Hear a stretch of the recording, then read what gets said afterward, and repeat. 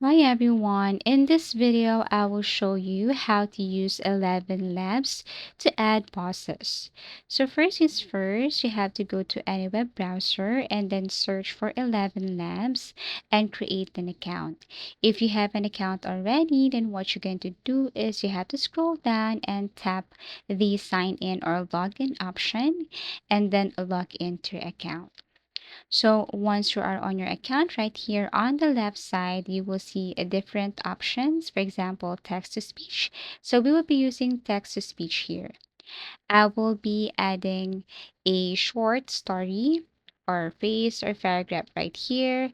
And then if you want to simply add pauses here on 11 Labs, you can use punctuation for natural pauses like commas for short pause, periods for longer pause, or ellipses, even a longer pause. But if you want to make it longer, then all you need to do is to follow what I'm going to add right here. So basically, if you use commas and periods, the result would be like this. Had been best friends since childhood. They grew up on the same street, shared the same school bus. So as you can see, it's just a short pause. So if you want a longer pause, then I'm going to show you this method. All you need to do is to follow this. You need to add the bracket break time equals. For example, if you want 1 or 2.5 seconds, it's up to you.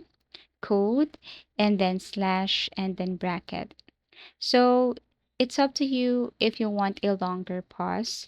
And this is the result if you follow this method. Tyler and Maya had been best friends since childhood. They grew up on the same street, shared the same school bus. And it's longer than using natural pauses or punctuation. So that's how to use 11 Labs to add pauses. Thank you for watching and see you again in our next video tutorials.